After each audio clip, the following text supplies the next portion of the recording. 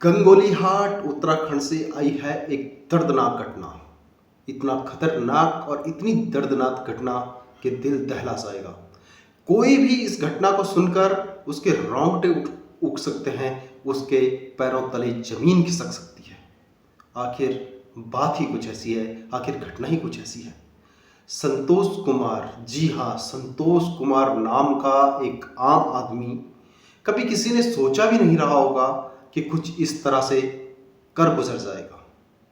न जाने क्या सनकपन है, न जाने क्या औछापन है और कैसी ये मानसिकता है जिस मानसिकता के आधार पर व्यक्ति ये सब कुछ कर बैठता है। अभी आपने हाल ही में देखा होगा कि गंगोलीहाट बुरसुम गांव की घटना, बुरसुम गांव हत्याकांड काफी चर्चाओं का विषय बना हुआ है। सारा गांव दहशत में है।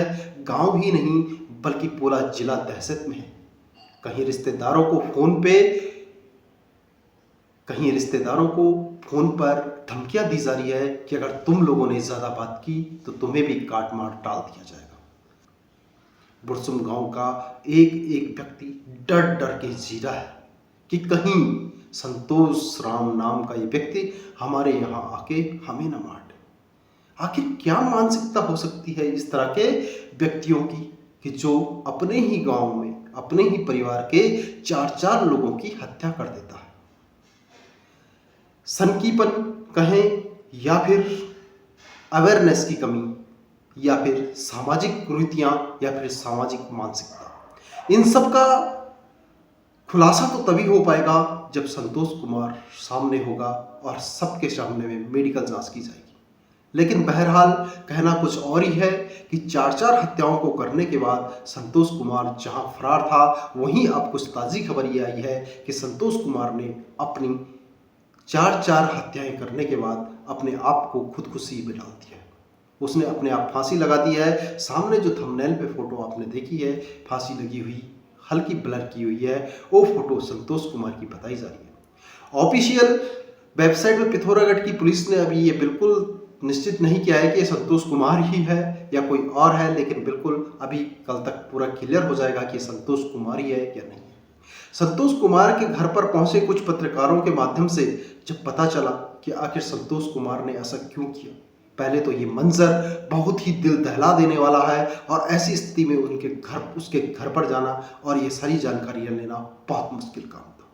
लेकिन फिर भी कुछ लोगों ने प्रयास किया और प्रयास करने के बाद जो सच्चाई सामने आई उसमें यह था कि उसकी मां ने बताया कि संतोष कुमार पहले से ही इस प्रवृत्ति का इंसान है। उसके मुंह में एक ही बात आती थी कि बस मैं काट दूंगा, मैं काट दूंगा, मैं काट दूंगा। सनकी टाइप का इंसान था। हर बार लड़ाई झगड़ा, गांव गले में भी लड़ाई झगड़ा ही किया जाता था, हर किसी के साथ लड़ाई झगड़ा ही किया जाता था। इसलिए गांव के लोग उससे थोड़ा दूर ही बनाए के रखते थे। लेकिन गांव के लोगों ने कभी सोचा भी नहीं होगा कि इस तरह की गतिविधि संतोष कुमार कर सकता है या कभी ऐसा भी मंजर आएगा जिसने अपनी पत्नी को ही मार डाला। जो वर्षा होता है, जो हमारे यहाँ जो है जो दरांती होती है, बड़ी दरांती होती है, उस दरांती से जो है उसने अपने ही गांव के अपने ही परिवार के 4 लोगों की हत्या कर दी। हत्या करते हुए जब वो भाप के आया था तो उसकी बड़ी बेटी ने जब उसे देखा तो बेटी ने जब बोला कि पापा मत करो, तो उसने अपनी बेटी को भी मारने के लिए दौड़ा। उसकी बेटी किसी तरह से अपनी जान बचाकर निकल गई। आखिर क्या खून सवार था उसके सर पे, ये मिस्ट्री तो सुलझनी बहुत मुश्किल है। यह कुछ ही समय बाद पता चल पाएगा कि आखिर ऐसा क्यों किया गया, क्या थी वजह।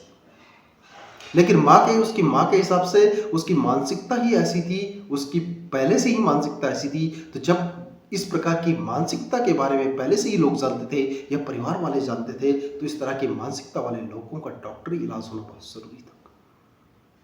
क्योंकि कार्य कुछ भी हो, हम किसी को पसंद हो या ना हो, हमारे कार्य किसी को पसंद हो या ना हो, या किसी के कार्य हमें पसंद हो या ना हो, लेकिन हमें कोई हक नहीं है कानून को अपने हाथ में लेने का। हमें कोई हक नहीं है किसी को सजा देने का, हमें कोई हक नहीं है किसी की जिंदगी को लेने का। और इस तरह के कुकृत्य जब पहाड़ों में हो रहे हो तो अपने आप में ही डर लगने लग जाता है।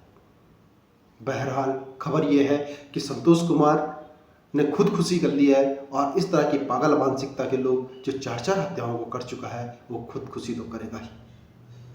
अगर वो जिंदा भी होता तो लोग उसके फांसी की सजा ही पाते, और मरा भी है तो लोग यही कहेंगे कि हाँ क्यों नहीं।